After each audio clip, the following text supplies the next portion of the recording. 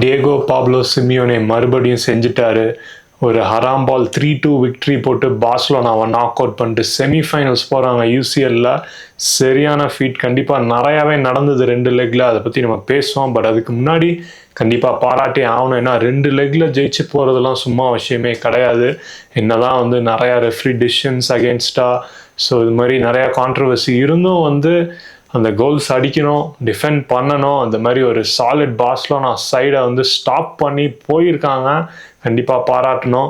But yeah கேமுக்குள்ளே போவோம். Barcelona செமையாக start பண்ணாங்க. 4வது நிமிஷமே ஒரு யமால் கோலு. அப்புறம் 20 நிமிஷத்தில் வந்து இன்னொரு கோல் அடிச்சு 2-0 2-2 ஆக்ரிகேட் வந்து ஆல்மோஸ்ட் ரெமாண்டாட முடிச்சுட்டாங்க. பட் அங்கே தான் பெரிய தப்பு பண்ணாங்க. இந்த 2-0 லீடில் இருக்கும் போது அவங்க ஹைலைனை வந்து ஹாஃப் லைனில் போட்டாங்க. கிரீஸ்மன் வந்து அழகாக ஒரு லாங் பால் போட்டு லாரண்டே செம பாஸ் அண்ட் லூக்மன் செம ஃபினிஷ் க்ளீனாக வந்து ஒரு ப்ராப்பர் கவுண்டர் அட்டாக்கிங் கோலு. ஸோ அதுதான் வந்து அவங்க வந்து லேக் ஆகிட்டு இருந்தது. ரீசன்ட் சீசன்ஸாக டிஃபென்சிவ்லி சாலிடாக இருப்பாங்க. பட் அந்த அட்டாக்கிங் தேர்டில் வந்து மிஸ் ஆச்சு. பட் இந்த வருஷம் அத்லெட்டிகோ மேட்ரிட் வந்து டிஃபென்ஸும் இருக்குது, அட்டாக்கும் இருக்குது. ஸோ அதை தான் காமிச்சிருக்காங்க 2 லெக்லேயுமே. ஸோ ஏன் நிறைய டெசிஷன்ஸ் அகேன்ஸ்டாக போச்சு. அத்லெட்டிகோலாம் அத்தனை ஃபவுல் பண்ணாங்க, கார்டே கிடைக்கல. மறுபடியும் வந்து பார்சலோனா ரெட் கார்டு வாங்கிட்டு இருக்காங்க.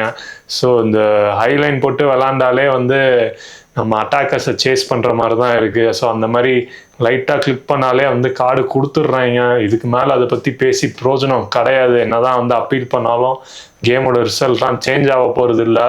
பட் யா முடிஞ்சிருச்சு. ஒரு நல்ல பர்ஃபார்மன்ஸ் தான். 70% பொசிஷனு, ஷார்ட்ஸு, பாசஸ்ஸு எப்போதும் பேசுகிறது மாதிரி தான். பட் யமால் இன்னைக்கு வந்து ஒரு வேற லெவல் பர்ஃபார்மன்ஸ். இந்த பால் வந்து காலில் க்ளூ போட்டுட்டு ஆடுற மாதிரி ஆட்டிருக்கான் அவன். சும்மா இங்கேயும் கட் பண்ணிட்டு ட்ரிபிள் பண்ணிட்டு பிடிக்கவே முடியல யாராலையும் அவனை.